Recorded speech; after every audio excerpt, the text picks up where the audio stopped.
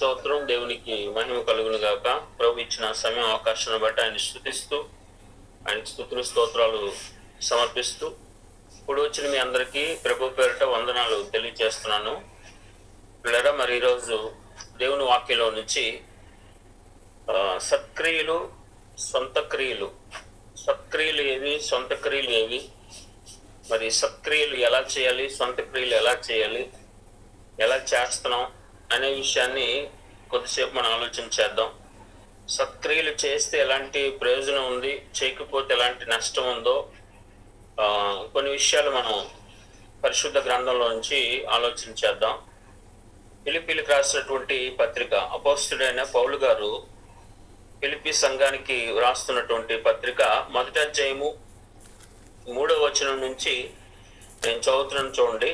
మొదటి దినం నుండి ఇది వరకు సువార్త విషయంలో మీరు నాతో పాలివారి ఉండేటి చూచి మీలో ఈ సత్క్రియ ఆరంభించిన వాడు యేసుక్రీస్తు దినం వరకు దాన్ని కొనసాగించునని రూఢిగా నమ్ముచున్నాను. చూడండి పిల్లరా, మొదటి దినం నుండి ఇది వరకు అంటూ సువార్త విషయంలో, సువార్త అనేది సత్క్రియ అని ఇక్కడ పౌలు గారు చెప్తున్నారు. ఈ సత్క్రియను ఆరంభించిన వాడు అంటే సువార్త అనగా వాక్యము అని మనకు పేతురు గారు రాసినటువంటి మొదటి పత్రికలో మనకు మొదటి అధ్యాయంలో 24వ వచనాన్ని మనం గమనిస్తే, మీకు ప్రకటింపబడిన సువార్త ఈ వాక్యమే. అంటే పరిశుద్ధ గ్రంథంలో చెప్పబడిన ప్రతి మాట సువార్త, దేవుని ప్రతి మాట సువార్త అయితే అంటే మంచి వార్త అని అర్థం. సువార్త అంటే మంచి వార్త. లోకంలో ఎన్నో వార్తలు వస్తాయి. ఆ వార్తలు ప్రతిరోజు మనం చదువుతాం. అవి కొంతవరకే అవసరం, ఏమంటే కొన్ని దినాల వరకే ఉపయోగపడవచ్చు, కొంతవరకే. కానీ నిత్యం మనకు మేలు చేసేది, నిత్యం మనకు ఉపయోగపడేది సువార్త మాత్రమే. సో అలాంటి సువార్త ప్రకారంగా మనం జీవించటం అనేది సత్క్రియ చేయటం, అనగా దేవుని మాటల ప్రకారం మనం జీవించటం అనేది మనము సత్క్రియలు చేస్తున్నాము. సత్క్రియ అనగా సత్య సంబంధమైన క్రియ, అంటే వాక్య సంబంధమైన క్రియ. సత్యం అంటే ఏంటి అని మనం ఆలోచన చేస్తే, యోహాను సువార్త 17వ అధ్యాయం 17వ వచనంలో కూడా రాయబడింది, నీ వాక్యమే సత్యము అంటే దేవుని మాటే సత్యం. దేవుని మాట మనం ఇప్పుడు కూడా అనుసరించాలి, ఆచరించాలి. ఆ ప్రకారంగా మనం మన బ్రతుకును మార్చుకోవాలి. సో ఆ విధంగా మనం జీవించుట సత్క్రియ. మరి సొంత క్రియ ఎలాంటిది, అది ఎలా ఉంటది అనేది కూడా మనం ఆలోచన చేస్తే, అదే ఫిలిప్పీలకు రాసినటువంటి పత్రిక 2వ అధ్యాయంలో మొదటి అధ్యాయంలో సత్క్రియను గురించి చెబుతూ, అదే ఫిలిప్పీలకు రాసినటువంటి పత్రిక 2వ అధ్యాయంలో సొంత క్రియలు ఏంటో ఎలా ఉంటాయో కూడా అపోస్తలుడైన పౌలు గారు చెప్తున్నారు. 2వ అధ్యాయము 3వ వచనాన్ని చూడండి. 3వ వచనం నుంచి, కక్ష చేతనైనను వృధాత్యం చేతనైనను ఏమీ చేయక వినయమైన మనస్సు గలవారై ఒకనికంటే ఒకడు యోగ్యుడని ఎంచుచు మీలో ప్రతివాడు తన సొంత కార్యములను మాత్రమే కాక ఇతరుల కార్యములను చూడవలను. క్రీస్తు యేసుకు కలిగిన ఈ మనస్సును మీరును కలిగి ఉండండి. అంటే కక్షతోనూ వృధాగా అతిశయపడుతూ మనగా మన స్వార్థం కొరకు మాత్రమే, అంటే ఇతరుల మేలును ఆలోచించని పని ఏదైనా అది సొంత క్రియ. ఏమంటే స్వార్థ బుద్ధితో కూడింది. ఇతరులపై కక్షతోనో లేదంటే ఇతరుల మీద మనం డంబాన్ని ప్రదర్శించుకోవటానికో చేసే ప్రతి కార్యం కూడా సొంత క్రియ అని మనకి ఇక్కడ ఈ వచనం బట్టి తెలుస్తుంది. అందుకని అలాంటి మనస్సు మీరు కలిగి ఉండకండి. ఎలాంటి మనస్సు మనం కలిగి ఉండాలంటే క్రీస్తు యేసు కలిగినటువంటి మనస్సును మీరు కలిగి ఉండండి. ఆయన ఎలాంటి మనస్సు కలిగి ఉన్నాడు అనేది మనకు 6వ వచనంలో చూడండి. ఆయన దేవుని స్వరూపము కలిగిన వాడై ఉండి దేవునితో సమానుడిగా ఉండుట విడిచిపెట్టకూడని భాగ్యమని ఎంచుకొనలేదు, కానీ మనుషుల పోలికగా పుట్టి దాసుని స్వరూపము ధరించుకొని తన్ను తాను రిక్తునిగా చేసుకునను. ఆయన ఆకారముందు మనుషునిగా కనబడి మరణం పొందినంతగా అనగా శిలువ మరణం పొందినంతగా విధేయత చూపిన వాడై తన్ను తాను తగ్గించుకొనెను. సాక్షాత్తు సర్వ సృష్టికర్త, దేవునితో సమానుడు, త్రిత్వంలో ఒక వ్యక్తిగా ఉన్నటువంటి ప్రభువారు ఎలా వచ్చారు ఈ లోకానికి? ఎవరి కోసం వచ్చారు? ఎవరి కోసం జీవించారు? ఎవరి కోసం మరణించారు? అంటే ఇతరుల కోసం, మనుషులందరి కొరకు. అలాంటి ఆయన తను తాను తగ్గించుకున్నారు, రిక్తునిగా చేసుకున్నారు. మనుష్యుని పోలికగా పుట్టారు, ఒక సామాన్య మానవునిగా పుట్టారు. అసలు మానవుని సృష్టించిన వ్యక్తి మానవునిగా రావటం అనేది అది మాటల్లో వర్ణించలేనంత గొప్పదనమాట. ఒక ఆయన చంద్రమండలం మీదకి వెళ్ళాడు, నీల్ ఆర్మ్స్ట్రాంగ్.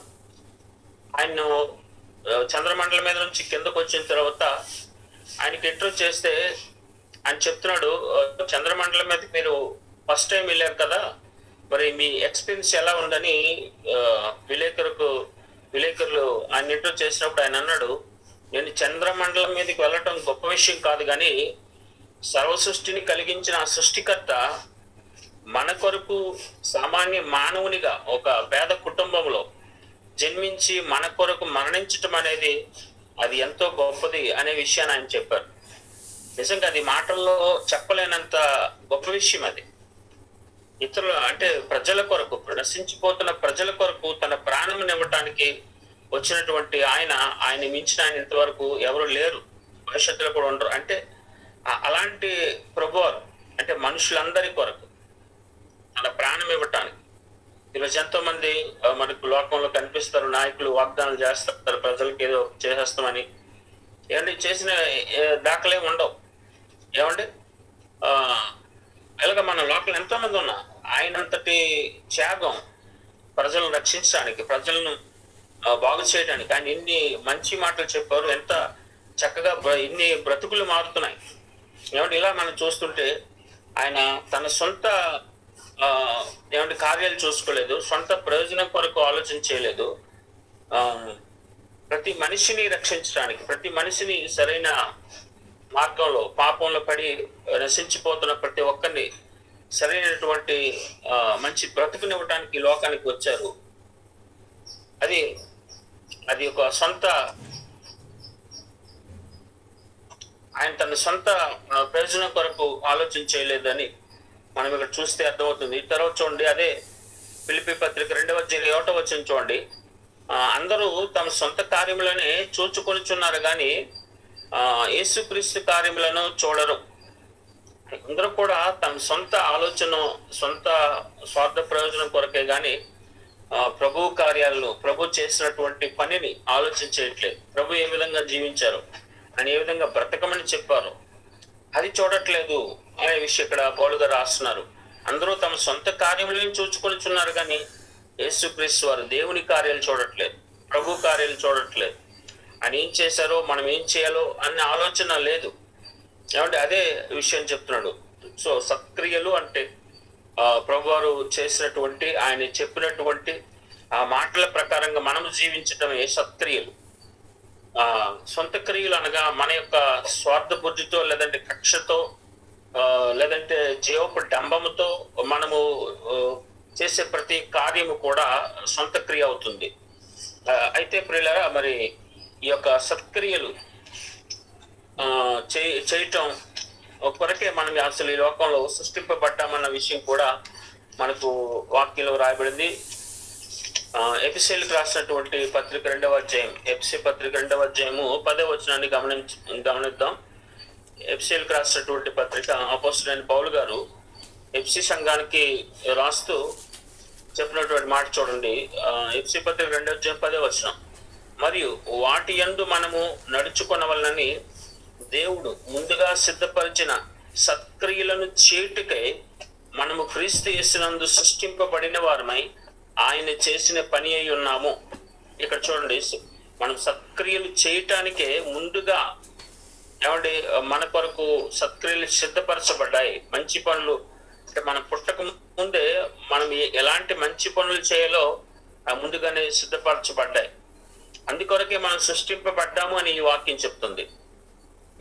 సో వాటి యందు మనం నడుచుకొనవలనని, అంటే ఆ సత్క్రియల యందు ఆ వాక్య సంబంధమైన క్రియలు, దైవ సంబంధమైనటువంటి ఆ క్రియలందు నడుచుకోవాలి. నడుచుకున్నట్టు కొరకే మనము సృష్టింపబడ్డాము. ఆయన చేసిన పని ఉన్నాము, ఆయన ఏదైతే పని చేస్తారో ఆ పని చేయవలసిన వారమై ఉన్నాము అని మనకి వచనం చెప్తుంది పిల్లరా. సో ప్రతి మనిషి ఎందుకొరకు సృష్టింపబడ్డాడు? వాటి యందు నడుచుకొనవలనని. వేటి యందు? సత్క్రియల యందు, వాక్య సంబంధమైన క్రియల యందు ప్రతి మానవుడు కూడా నడుచుకోవాలి. ఆ విధంగా అందుకొరకే సృష్టింపబడ్డారు. ఆ పని చేయాల్సిన బాధ్యత ప్రతి మనిషికి ఉంది అని ఈ వచనం మనకు చెప్తుంది. అదేవిధంగా మరి సత్క్రియలు చేస్తే ఎలాంటి ప్రయోజనం ఉంటుంది, చేయకపోతే ఎలాంటి నష్టం ఉంటుందో కూడా మనం తెలుసుకోవాలి. ఏమంటే సత్క్రియలు అంటే వాక్య సంబంధమైన క్రియలు అనే విషయం మనం తెలుసుకున్నాం. సత్క్రియలు చేయటానికే మనము సృష్టింపబడ్డాము, ఈ లోకానికి వచ్చాము అనే విషయం కూడా తెలుసుకున్నాం. మన సొంత క్రియల కంటే సత్క్రియలకి మనము ప్రాధాన్యతనివ్వాలి. సత్క్రియలు చేయటానికే మనం ఈ లోకానికి వచ్చాము అనే విషయం కూడా తెలుసుకున్నాం. ఇప్పుడు సత్క్రియలను ఇంకా మరొక మాట చూడండి, ప్రభు వారు చెప్తున్నారు డైరెక్ట్ గా. ఆయన చెప్తున్నటువంటి ఒక మాట మత్తయి సువార్త 5వ అధ్యాయాన్ని గమనిద్దాం. మత్తయి సువార్త 5వ అధ్యాయము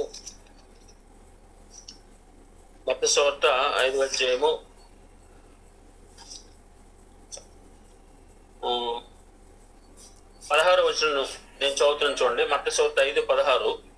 మనుషులు మీ సత్క్రియలను చూచి పరలోకమందున్న మీ తండ్రిని మహిమపరచినట్లు వారి ఎదుట మీ వెలుగు ప్రకాశింపనీయుడి. అంటే ప్రభు చెప్తున్నారు తన యొక్క శిష్యులతో, లేదంటే తనను నమ్మిన ప్రతి వ్యక్తితో చెప్తున్న మాట ఏంటంటే, మనుషులు మీ సత్క్రియలను చూచి, లేదంటే తన యొక్క ఫాలోవర్స్ను, క్రీస్తు ఫాలోవర్స్ ఏమంటారు? ఏం పేరు? క్రైస్తవులు. అంటే క్రీస్తు ఫాలోవర్స్ కి ఉన్న పేరు, దేవుడు పెట్టిన పేరు, అది మనుషులు పెట్టిన పేరు కాదు. సో వారికి ఉన్న పేరు క్రైస్తవులు. క్రైస్తవులైన మీరు, నన్ను ఫాలో అవుతున్న మీరు ఏం చేయాలి? మనుషులు మీ సత్క్రియలను చూచి పరలోకమందున్న మీ తండ్రిని మహిమపరిచే విధంగా వారి ఎదుట మీ సత్క్రియలు కనిపించాలి, వారి ఎదుట మీ వెలుగు ప్రకాశింపనీయుడి. సో మనము సత్క్రియలు అనేది చేయాలని, ఏమంటే ఆ సత్క్రియలు ఎందుకు చేయాలంటే పరలోకమందున దేవునిని మహింపరచుట కొరకు, ఏమంటే దేవుని మహింపరిచే విధంగా మనము సత్క్రియలు చేయవలసిన వారమై ఉన్నామని ఇక్కడ ప్రభువు చెప్తున్నారు అనమాట. సో మనం చేస్తున్న సత్క్రియలను బట్టి మనుషులు దేవుని మహింపరుస్తారు. దేవుని మహింపరిచే విధంగా మన సత్క్రియలు ఉండాలి. ఏమండి? సో సత్క్రియలు, మనం చేసే సత్క్రియలు వెనుక మన ఉద్దేశం మంచిదై ఉండాలి. ఏమంటే మంచి ఉద్దేశంతో దేవుని క్రియలను చేసే వరకు ఉండాలి. కొంతమంది మంచి క్రియలు చేశారు, కానీ దాని వెనుక వారి ఉద్దేశం సరిగా లేదు. సో దేవుడు వాటిని అంగీకరిస్తాడా? ఈరోజు ఎంతో మంది చాలా రకాలుగా పరిచయం చేస్తున్నారు, మంచిదే. ఏమంటే అయితే దాని వెనుక ఉద్దేశం మంచిదిగా ఉండాలి. ఒకసారి చూడండి, ఒక సందర్భాన్ని చూపిస్తాను. మత్తయి సువార్త 7వ అధ్యాయము 22వ వచనాన్ని చూద్దాం. మత్తయి సువార్త 7వ అధ్యాయం 22వ వచనాన్ని గమనించండి. ఆ దినమందు అనేకులు నన్ను చూచి, ప్రభువా మేము నీ నామమును ప్రవచింపలేదా? నీ నామమున దెయ్యములు వెళ్ళగొట్టలేదా? నీ నామమున అనేకమైన అద్భుతములు చేయలేదా అని చెప్పుదురు. అప్పుడు నేను మిమ్మల్ని ఎన్నడూ ఎరగను, అక్రమము చేయవాళ్ళారా, నా యొద్ద నుండి పొండని వారితో చెప్పుదును. ఇక్కడ చూడండి, ఇక్కడ కొంతమంది ప్రభు పేరుత అనేక ప్రవచనాలు చెప్పారు. ప్రభు పేరుతో ఆయన నామంలో దెయ్యాలను వెళ్ళగొట్టారు, ఆయన నామంలో అనేక అద్భుతాలు చేశారు. ఇవన్నీ మంచివే కదండి, ఇవన్నీ మంచివే. ఏమంటే ప్రభు పేరిట వాక్యాన్ని బోధించడం, ప్రవచనాలు చెప్పడం మంచిదే కదా, అది సత్క్రియ. అదేవిధంగా ప్రభు నామమున దెయ్యాలను వెళ్ళగొట్టడం, అంటే సాతాను శక్తులను, దుష్ట శక్తులను ప్రభు నామమున వెళ్ళగొట్టడం, ఇది మంచిదే కదా, మంచి క్రియ, ఇది సత్క్రియ. అదేవిధంగా ప్రభు నామమున మరి అనేక అద్భుతాలు చేశారు, ఇది సత్క్రియ కదా, ఇది సత్క్రియ. అయితే ఇక్కడ ప్రభు ఏమంటున్నారు? నేను ఎన్నడూ మిమ్మల్ని ఎరగను. ఈ సత్క్రియలు చేసేవారు అందరినీ కూడా నేను ఎరగను అని ప్రభువారు అంటున్నారు. అదేంటి?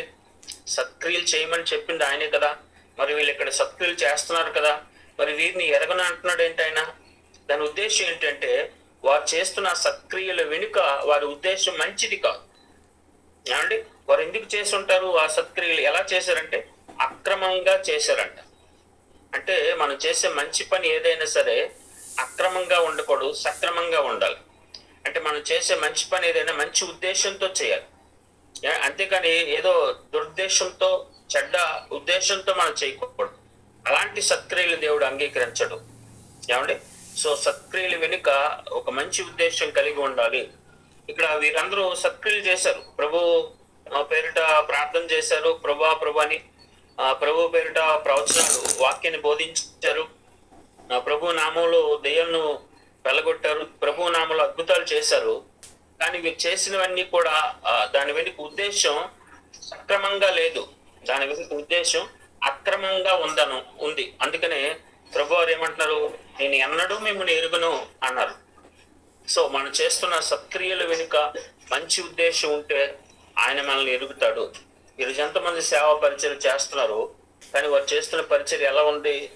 స్వార్థ బుద్ధితో, సక్రమంగా కనిపిస్తుంది. అందుకనే ఈరోజు ఎంతమంది సేవకులను ఇతరులు వారి జీవితాలు చూసి మహింపరచట్లేదు, ప్రభుని గణపరచట్లేదు.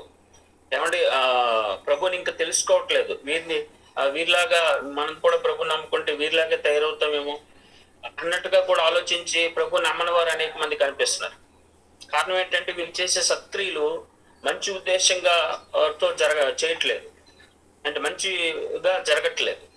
అందుకనే కొంతమంది ప్రభులోనికి రావటానికి, ప్రభువారు గొప్ప దేవుడు అని తెలుసుకుంటున్నప్పటికీ వారు ప్రభు నమ్ముకోవడానికి ముందుకు రావట్లేదు. అంటే కారణము మనం చేస్తున్న సత్క్రియల్లో ఏదో లోపం ఉంటుంది. ఏమంటే ఆ సత్క్రియలు మంచి ఉద్దేశంతో జరగట్లేదేమో, ఏమంటే ఆ సత్క్రియలు మంచిగా జరగట్లేదేమో, అందువలన కొంతమంది రాలేకపోతున్నారేమో అనే విషయం కూడా మనం ఆలోచన చేయాలి. ఏమంటే కొంతమంది జీవితం వారు చేస్తున్న సేవ బాగా కనిపిస్తుంది, కానీ వారి లైఫ్ చూస్తే సరిగా ఉండదు. ఏమంటే వారి లైఫ్ సరిగా పరిశుద్ధంగా ఉండదు. సో అందరిని బట్టి ప్రభువుని మహింపరచలేని వారుగా ఉన్నట్టుగా మనం చూస్తున్నాం. సో మనం చేసే సత్క్రియలు ఎలా చేయాలంటే సదుద్దేశంతో చేయాలి, మంచి ఉద్దేశంతో చేయాలి, సక్రమంగా చేయాలి. అక్రమంగా ఆ మంచి పనులు లేదా సత్క్రియలు చేస్తే ప్రభు అంగీకరించరు అనే విషయాన్ని మనం ఇక్కడ గమనిస్తే చాలా మంచిది పిల్లరా. సో సత్క్రియలు అంటే ఏంటో తెలుసుకున్నాం, సత్క్రియలు ఎలా చేయాలో తెలుసుకున్నాం, సత్క్రియలు చేయటానికి మనం సృష్టింపబడ్డాం అనే విషయం కూడా తెలుసుకున్నాం. కాబట్టి సత్క్రియలను ఇంకా మనం చేసి ప్రభుని మహింపరచాలి అనే విషయం కూడా తెలుసుకున్నాం. మరి ఆ సత్క్రియలను చేస్తే ఎలాంటి ప్రయోజనం ఉంటుందో కూడా ఒక విషయాన్ని గమనిద్దాం. సత్క్రియలను చేస్తే ఎలాంటి ప్రయోజనం ఉంటుందో రోమిలకు రాసినటువంటి పత్రిక 2వ అధ్యాయం, రోమపత్రిక 2వ అధ్యాయము 6వ వచనాన్ని చూడండి. 6వ వచనం, ఆయన ప్రతి వానికి వాని క్రియలు చొప్పున ప్రతిఫలం ఇచ్చును, సత్క్రియను ఓపికగా చేయించు, మహిమను ఘనతను అక్షేతను వెదుకువానికి నిత్య జీవం ఇచ్చును. సత్క్రియను ఓపికగా ఏంటి మంచి పనిని లేదా వాక్య సంబంధమైన పనులను ఓపికగా, ఏమంటే దైవ సంబంధమైన క్రియలను ఓపికగా చేస్తే మహిమ ఘనత అక్షేత ఏమంటే నిత్య జీవము ఇచ్చును. అంటే సత్క్రియలు చేయటం వలన మనకు నిత్య జీవం వస్తుంది, అంటే నిత్యము జీవించే జీవితం దేవుడిస్తాడు అనే విషయాన్ని మనం తెలుసుకోవాలి. సో సత్క్రియలు చేయటం వల్ల ప్రయోజనం ఏంటి, ఉపయోగం ఏంటి అని అంటే నిత్య జీవం. ఏమంటే నిత్యము జీవించే జీవితం. ఈ లోకంలో జీవితం నిత్యం ఉండేది కాదు, ఇది టెంపరీ. ఏమంటే ఇది పర్మనెంట్ ఏం కాదు, కానీ పర్మనెంట్ గా ఒక జీవితం మనకు రాబోతుంది. అందుకొరకే మనం సత్క్రియలను చేయాలి అని మనకి వచనం చెప్తుంది. సో సత్క్రియలను ఓపికగా చేయించు, మహిమను ఘనతను అక్షేతను వెదకువానికి నిత్య జీవం ఇచ్చును. సో మనం నిత్య జీవానికి చేరాలంటే ఖచ్చితంగా వాక్య సంబంధమైన క్రియలను లేదా సత్య సంబంధమైన క్రియలను సదుద్దేశంతో మనం చేస్తే ఖచ్చితంగా ఈ ప్రతిఫలం మనకు ఉంటుంది. సో ప్రతి వానికి వాని క్రియలు చొప్పున ఆయన ప్రతిఫలం ఇస్తాడు. మనం చేస్తున్న ఆ సత్క్రియలు ఎంత ఏమంటే వరకు చేసామో దాన్ని బట్టి మనకు ప్రతిఫలం ఉంటది. తర్వాత చూడండి 10వ వచనాన్ని ఒకసారి గమనిద్దాం. అదే రోమీయులకు రాసిన పత్రిక 2వ అధ్యాయము 10వ వచనం చూడండి.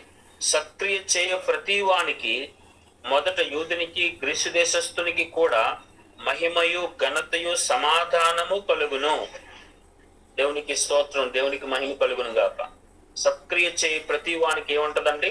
ప్రతి ఒక్కరికి ఏముంటదంటే మహిమయు ఘనతయు సమాధానము కలుగును. సో సమాధానం, జీవితంలో నెమ్మది, శాంతి కలుగుతుంది.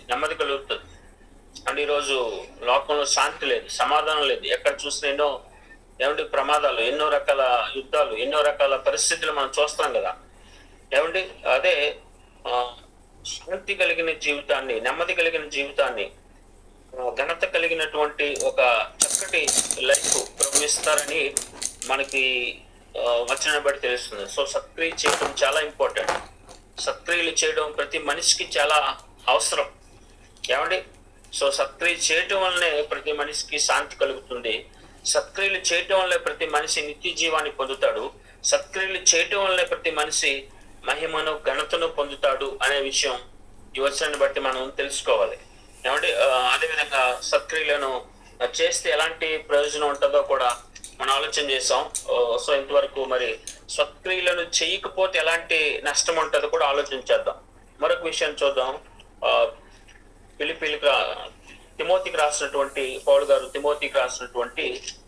అపోస్తలుడైన పౌలు గారు తిమోతికి రాసినటువంటి మొదటి పత్రికలో 5వ అధ్యాయము, మొదటి తిమోతి పత్రిక 5వ అధ్యాయము 18వ వచనం చూడండి. 6వ అధ్యాయం 19, మొదటి తిమోతి పత్రిక 6:19లో వారు వాస్తవమైన జీవమును సంపాదించుకుని నిమిత్తము రాబో కాలమునకు మంచి పునాది తమ కొరకు వేసుకొనిచు మేలు చేయువారును, సత్క్రియలను ధనము గలవారును, ఔదార్యం గలవారును, తమ ధనములో ఇతరులకు పాలిచ్చువారునై ఉండవలని వారికి ఆజ్ఞాపించుము. ఇక్కడ చూడండి, వాస్తవమైన జీవమును సంపాదించుకోవాలి. వాస్తవమైనటువంటి జీవితం మరి జీవితం వాస్తవమైంది కదా? కొంతవరకు ఈ జీవితం వాస్తవమైనది అంటే, వాస్తవమైన జీవితం అంటే ఇక్కడ శాశ్వతమైనది, ఎప్పటికీ ఉండేది అని అర్థం. అయితే వాస్తవమైన జీవనం సంపాదించుకోవడం నిమిత్తము రాబో కాలమునకు మంచి పునాది, అంటే రాబోయే భవిష్యత్ కొరకు మంచి పునాది మనం వేసుకోవాలంటే ఏం చేయాలంట? మేలు చేయవారును, సత్క్రియలను ధనము గలవారును. అంటే సత్క్రియలు అనే ధనం అంటే వాక్య సంబంధమైన క్రియలు చేయటమే సత్క్రియలు అనే ధనం. లోకంలో మనకి ఉన్నటువంటి ధనము కంటే ముఖ్యమైనది ఈ ధనం. సో మనము సత్క్రియలను ధనము గలవారును, ఔదార్యం గలవారును, తమ ధనములో ఇతరులకు పాలిచ్చువారునై ఉండవలనని, ఇతరులకు పాలిభాగం ఇచ్చేవారుగా. మనం చేసే సత్క్రియలు మనం ఒక్కరికే చెందాలి, మనం ఒక్కరమే చేయాలని కాదు. అందులో ఇతరులకు కూడా మనం ఆహ్వానించే విధంగా, ఆ సత్క్రియలు ఇతరులకు కూడా పాలు పంచుకునే విధంగా వారిని కూడా మనం ఆహ్వానించాలి. మనం ఏదైతే చేస్తున్నామో దైవ సంబంధమైన కార్యం లేదా వాక్య సంబంధమైన క్రియలను చేస్తున్నామో ఆ క్రియలు ఇతరులకు కూడా పాలిభాగస్తులై వారు కూడా వాస్తవమైన జీవితాన్ని సంపాదించుకునే విధంగా మనము సత్క్రియలను చేయాలి అని ఈ వచనం కూడా మనకు చెప్తుంది పిల్లరా. సో 17వ వచనం నుంచి గమనిస్తే, ఇహమందు ధనవంతులైన వారు గర్విష్ఠులు కాక అస్థిరమైన ధనమందు నమ్మిక ఉంచక సుఖముగా అనుభవించుటకు సమస్తమును మనకు ధారాళముగా దయచే దేవుని యందే నమ్మిక ఇంచుడని ఆజ్ఞాపించుము.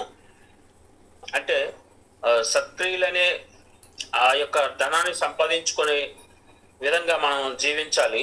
ఈ లోకంలో ఉన్నటువంటి ధనం బట్టి మనం గర్వించకూడదు. ఈ లోకంలో ఉన్నటువంటి మన ధనం అస్థిరమైనటువంటి ధనం. ఈ లోకంలో మనం సంపాదిస్తున్నటువంటి ధనం అనేది స్థిరమైనది కాదు. ఇది అస్థిరమైనది, అవునా? అదే విషయాన్ని ఒకసారి 6వ అధ్యాయంలో ఆరాధ్యంలోనూ ఈ చెప్తున్నాడు చూడండి 6వ వచనం నుంచి.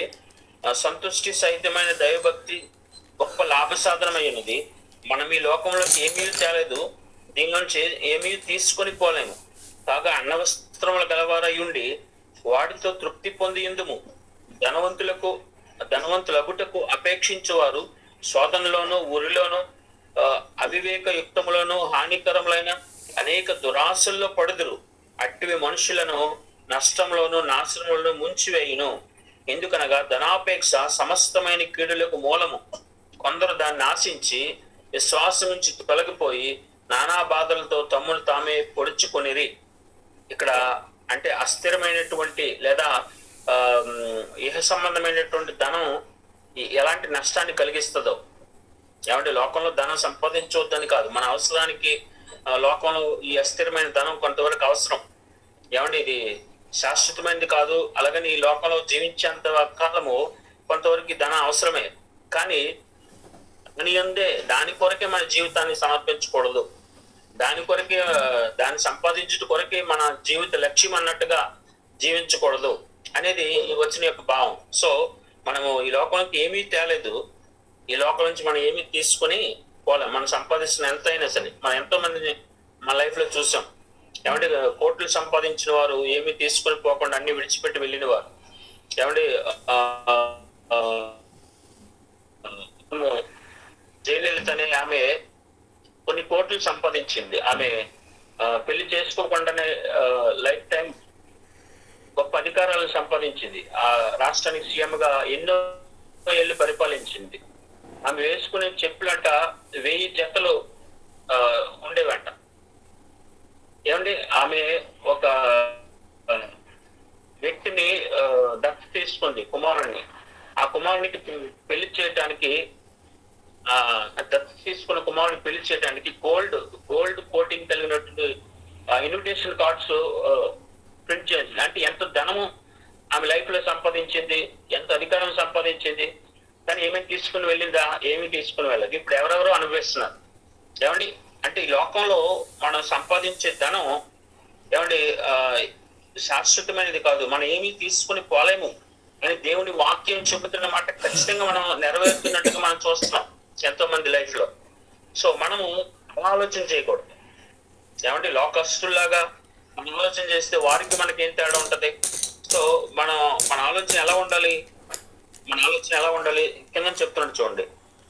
కాక అన్నవస్త్రములు గలవారమై ఉండి వాటితో తృప్తి పొంది ఎందుము. ప్రభు ఏది ఇస్తే అదే, దాంతోనే మన సాటిస్ఫై అవ్వాలి. అంతేకాని ధన సంపాదన కొరకు మనము ప్రయాసపడటము లేదంటే దాని కొరకు మన జీవితాన్ని సమర్పించేటట్టు ఉండటం మంచిది కాదు అని చెప్తూ కింద ధనాపేక్ష సమస్తమైన కీడులకు మూలం. ధనాపేక్ష, ధనమే సంపాదించడమే జయంగా బ్రతకటం అనేది సమస్త కీడులకు మూలము. ఆవిడ సమస్త కీడులకు మూలము. కొందరు దాన్ని ఆశించి ప్రభువును నమ్మిన వారు కూడా ధనాన్ని ఆశించి తొలగిపోయి నానా బాధలతో తమ్ముడు తామే పొడుచుకోండి. అలాంటి వ్యక్తుల్లో మనకు ఇస్కరియోతు యూదా కనిపిస్తున్నాడు. ప్రభుతో పాటు తిరిగాడు, ప్రభు శిష్యునిగా ఉన్నాడు, ధన సంపాదన కొరకు ప్రభుని అమ్ముకున్నాడు, చివరికి తను తానే ఉరిపెట్టుకొని చనిపోయాడు ఇస్కరియోతు యూదా. సో అలాంటి వారు చాలా మంది చూస్తాం. ఒక బైబిల్లో చూస్తున్నాం, లోకంలో కూడా చూస్తున్నాం. ఒక గెహజీ ఎలీషా దగ్గర మంచి శిష్యుడిగా ఉండి ఎలీషా తర్వాత ఎలీషా స్థానాన్ని పొందవలసినటువంటి గెహజీ ఏమండి ధనం కోసం తన విశ్వాసాన్ని వదులుకున్నాడు. ఇలాంటి వారు ఎంతో మంది మనం బైబిల్లో ఎగ్జాంపుల్ గా చూస్తాం. సో అదే విషయాన్ని చెప్తున్నాడు వాడు. కొందరు ధనాపేక్ష సమస్తమైన కీడులకు మూలము. కొందరు దాన్ని ఆశించి విశ్వాసం తొలగిపోయి నానా బాధలతో తమ్ముడు తామే పొడుచుకునేది.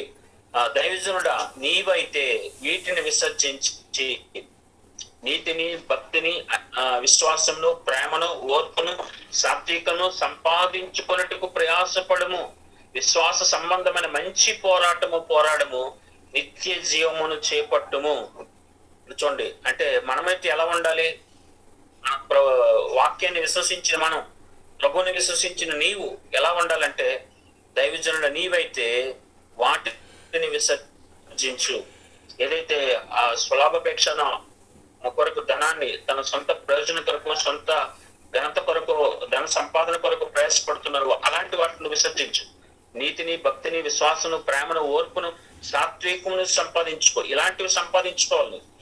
దైవజనుడు, దేవుని యందు విశ్వాసం ఉంచిన వ్యక్తి, దేవుని నమ్మిన వ్యక్తి, దేవుని నమ్ముతున్నానని చెప్పుకుంటున్న వారు ఎవరైనా సరే ఇవి సంపాదించాలి.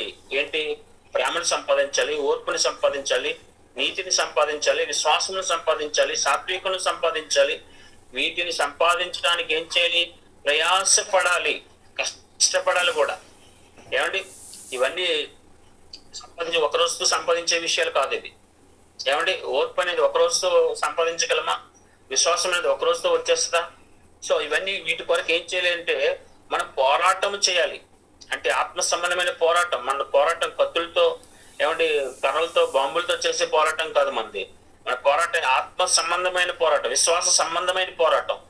ఈ పోరాటం చేస్తే ఖచ్చితంగా నిత్య జీవాన్ని పొందుతావు అనే విషయాన్ని ఇక్కడ చెప్తున్నాడు. సో సత్క్రియలను చేయడానికి మనం పోరాటం చేయాల్సి ఉంటది. నేను ఆత్మ సంబంధమైన ఈ పోరాటంలో మనం ఉన్నామనే విషయం కూడా మనం తెలుసుకోవాలి. సో సత్క్రియలను ఇంకా చేస్తే ఎలాంటి ఉంటుందో మరొక విషయాన్ని చూద్దాం. తీతుకు రాసినటువంటి పత్రిక, పౌలు గారు తీతుకు రాస్తున్న పత్రిక 3వ అధ్యాయం చూద్దాం. 3వ అధ్యాయములో 8వ వచనాన్ని నేను చదువుతున్నాను, చూడండి. తీతు పత్రిక 3వ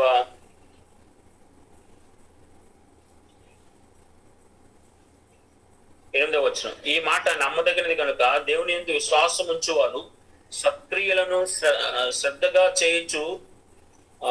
చేటి యందు మనసుంచినట్లు నీవి సంగతులను దృఢముగా చెప్పుచుండవలని కోరుచున్నాను. ఇవి మంచివి, మనుషులకు ప్రయోజనకరమై ఉన్నవి. ఇక్కడ చూడండి, పౌలు గారు ఈ మాట నమ్మదగినది. ఏంటి ఆ మాట అంటే, దేవుని యందు విశ్వాసం ఉంచిన వారు సత్క్రియలను శ్రద్ధగా చేయించు మనసుంచినట్లు నీవి సంగతులను దృఢముగా చెప్పుచుండవలని కోరుచున్నాను. ఇవి మంచివి, మనుషులకు ప్రయోజనకరమై ఉన్నవి. సో ఈ మాటలు, ఈ సత్క్రియకు సంబంధించిన దైవ సంబంధమైనటువంటి ఈ మాటలు, వాక్య సంబంధమైనటువంటి ఈ మాటలు, సత్యానికి సంబంధించినటువంటి ఈ మాటలు ఎలాంటివంటే నమ్మదగినవి. ఏమంటే నమ్మవలసినవి. సో దేవుని యందు విశ్వాసం ఉంచిన ప్రతి ఒక్కరికి కూడా ఈ మాటలు నీవు దృఢంగా బలంగా నువ్వు చెప్పాలి. ఇవి మనుషులందరికీ ప్రయోజనకరమైన మాటలు. సో సత్క్రియలను శ్రద్ధగా చేయాలి అంటే వారికి మాటలు చాలా బలంగా చెప్పాలి. ప్రజలు సత్క్రియలను చేయకుండా కేవలం సొంత క్రియలనే చేసుకునేవారుగానో, లేదంటే వాక్య విరుద్ధంగా పాప సంబంధమైన క్రియలు చేసేవారుగానే ఉంటున్నారు.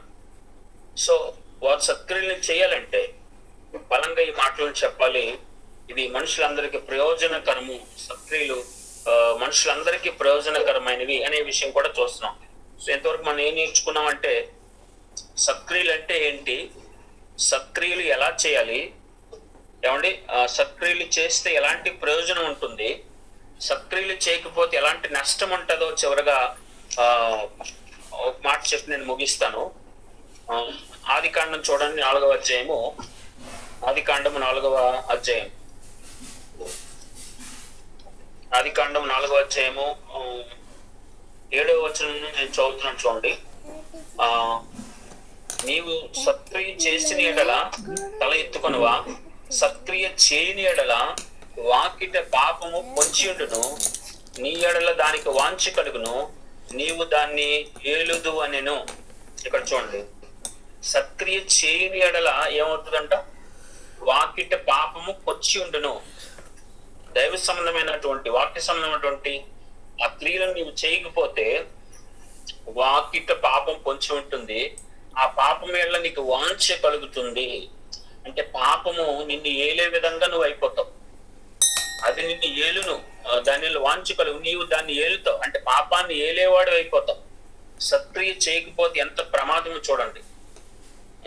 సత్క్రియ చేయకపోతే ఖచ్చితంగా పాపానికి అవకాశం ఇచ్చిన వారు అవుతారు, పాపాన్ని ఏలేవారు అయిపోతారు.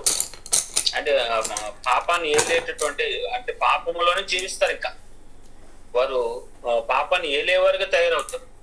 అదే విషయాన్ని ఇక్కడ కయ్యని చెప్తున్నారు. కయ్యని ఎలా ఉన్నాడు?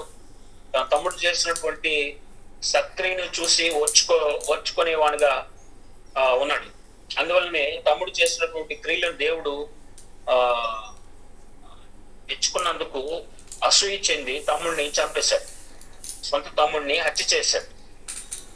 సో అప్పుడు కయ్యనుతో దేవుడు చెప్తున్న మాట ఇది, కయ్యను నీవు నీ తమ్ముడు చేసినటువంటి మంచి పనికి నీవు మెచ్చుకోవాల్సింది పోయి, ఆ మంచి పనిని బట్టి నీవు ఆనందించవలసింది పోయి, ఆ మంచి నువ్వు నేర్చుకొని ఆయనలాగే మంచి పని చేయవలసింది పోయి నీ తమ్ముడు నువ్వు చంపావు అసూయతో. సో ఈరోజు ఇలాంటి వారు చాలా మంది ఉన్నారు, కయ్యనులు. ఏమంటే ఎవరైనా మంచి పని చేస్తూ ఉంటే చూసి వారవలేని వారు అసూయతో ఈర్ష్యతో వారిని ఏదో రకంగా తగ్గించాలనో ఏదో రకంగా వారిని చంపాలని ప్రయత్నించే కయ్యను లాంటి వారు ఉన్నారు. సో అలాంటి వారు ఏమవుతారు? కయ్యను లాగే పాపాన్ని ఏలేవారు అయిపోతారు. సో సత్క్రియ చేయకపోతే ఏమండి కయ్యను లాగా పాపాన్ని ఏలేవారిగా అవుతారు అనే విషయం. సో పాపం వల్ల వచ్చే జీతం ఏంటి? మరణం. ఏమండి పాపం వల్ల వచ్చే జీవితం శాశ్వతమైనటువంటి మరణము, నరకం. ఏమంటే శాశ్వతంగా అందులో ఉండాలి, శాశ్వతంగా అందులో మరణించాల్సిందే. సో ప్రియులారా, అందువలన మనం సత్క్రియ చేయకపోతే పాపాన్ని ఏలేవారు అవుతాం, కయ్యనులాగా మారిపోవలసి, పాపంలో జీవించవలసి వస్తుంది. చివరికి ఆ నిత్య నరకంలో, నిత్య మరణములో మనం బ్రతకవలసి వస్తుంది, నిత్యమైన నరకంలో ఉండవలసి వస్తుంది అనే విషయం మనము ఈ వచనం బట్టి తెలుసుకుంటున్నాం. సో సత్క్రియ అంటే ఏంటో, సత్క్రియలు ఎలా చేయాలో, సత్క్రియలు ఎందుకు చేయాలో, ఏమంటే సత్క్రియలు చేస్తే ఎలాంటి ప్రయోజనమో, సత్క్రియలు చేయకపోతే ఎలాంటి నష్టమో మనం ఈరోజు కొన్ని విషయాలు నేర్చుకున్నాం పిల్లరా. ఈ కొద్ది మాటలను బట్టి దేవుడు మనల్ని దీవించును గాక. చిన్న ప్రార్థనతో ముగించుకుందాం. పరిశుద్ధుల ప్రేమగల తండ్రి, వందనాలు. ఇంతవరకు నీ వాక్యం ద్వారా కొన్ని విషయాలు మాకు నేర్పించినందుకు మీకు స్తోత్రాలు చెల్లిస్తున్నాము. ఏదో దేవాన్ని సత్క్రియలు అంటే ఏంటో, అవి ఎలా చేయాలో, ఏ విధంగా చేయాలో, ఎందుకు చేయాలో, చేస్తే ఎలాంటి ప్రయోజనమో, చేయకపోతే ఎలాంటి నష్టమో కొన్ని విషయాలు నేర్చుకున్న ఆ విధంగా మేము జీవించడానికి సహాయం చేయండి. దేవ స్తోత్రాలు. మరి వాళ్ళయ్య గారిని, వారి సంఘమును, వారి కుటుంబం దీవించండి, ఆస్వాదించండి. నన్ను, నా కుటుంబాన్ని జ్ఞాపకం చేసుకుని దీవించండి, ఆస్వాదించండి. అనేక మందిని అయినా మీ యొక్క సత్క్రియలు చేసే వారికి మేము సిద్ధపరచడానికి, దృఢంగా బలంగా మీ వాక్యాన్ని తెలియచేయడానికి మాకు సహాయం చేయండి. మరి చెప్పబడుతున్న ప్రతి మాట వారి హృదయంలో ఫలించడానికి కృప చూపించమని ప్రార్థిస్తున్నాం తండ్రి. దేవునికి స్తోత్రాలు. చేస్తున్న ప్రతి పనిలో మీ తోడు, సహాయము, సన్నిధి ఉంచి నడిపించమని ప్రార్థిస్తూ, మహిమ, ఘనత, ప్రభావాలు మీకు ఆరోపిస్తూ మా రక్షకుడైన యేసుక్రీస్తు వారి పేరిట ప్రార్థన అడుగుచున్నాం తండ్రి. ఆమేన్. అందరికీ వందనాలు.